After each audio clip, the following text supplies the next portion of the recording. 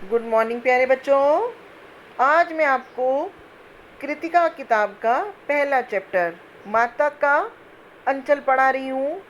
इसको शिव पूजन सहाय ने लिखा है। इस कहानी में लेखक ने ये बताया है कि बच्चा माँ के कितने करीब होता है।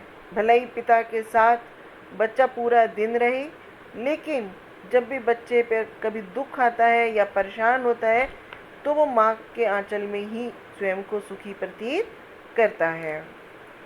इस कहानी में माता का अंचल नामक पाठ में लेखक माता पिता के स्नेह और शरारतों से भरे अपने बचपन को याद करता है कि उसके पिता साथ ही उसे सुलाते, सुबह उठाते और नहलाते थे। वे पूजा के समय उसे अपने पास बिठाकर शंकर जी जैसा तिलक लगाते और खुश कर देते थे। लेखक आईने में बड़े बड़े बालों के साथ तिलक लगा चेहरा देखता तो पिता मुस्कुराने लगते और वह शर्मा जाता था।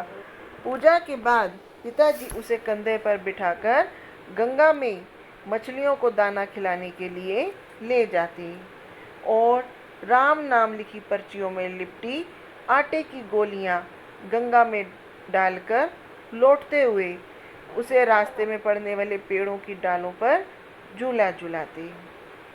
घर आकर जब वे अपने गोरस मिला भात खिलाते तो माँ उनको छोटे छोटे कोर बनाकर खिलाती।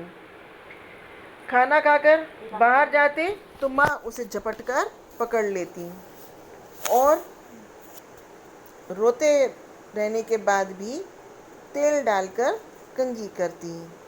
कुर्ता टोपी पहनाकर चोटी में फूलदार रिबन बांध देती। बुरी नज़र से बचने के लिए काजल की बिंदी लगाती। जब भोलानाथ अपने मित्रों को देखता तो वह रोना भूल जाता।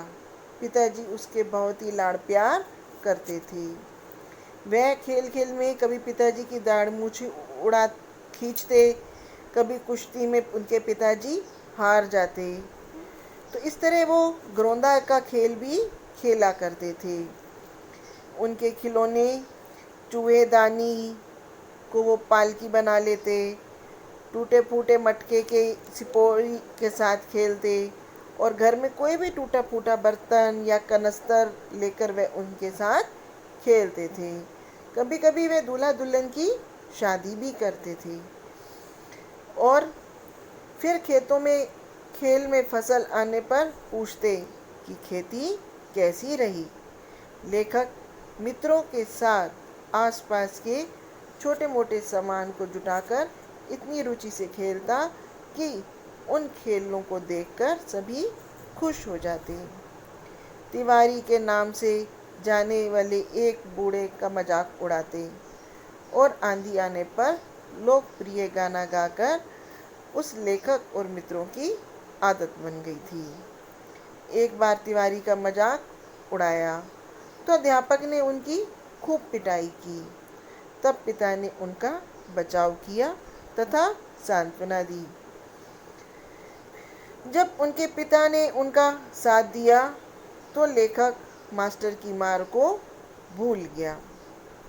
इसी तरह चिड़ियों के वह उड़ाते और जब टीले पर चिड़ियाँ दाना चुग रही होती तो आगे बढ़कर वह चिड़ियों को उड़ा देते।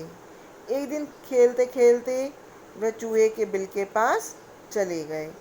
उन्होंने सोचा ये चूहे का बिल है और वह उसमें पानी भर भर कर शैतानी से डालने लगे। लेकिन ये क्या, वो चूहे का बिल में से एक काला मोटा बड़ा सा सांप निकल आया।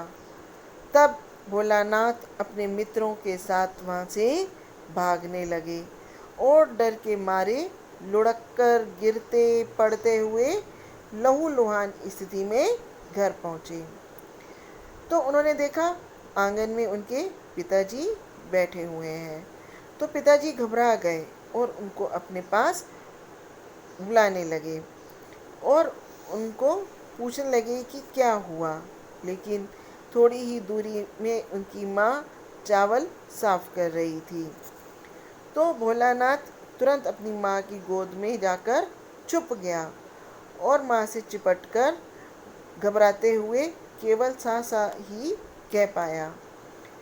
तो माँ ने घबराते हुए आंचल से उसकी धूल साफ की और हल्दी लिखा लगाई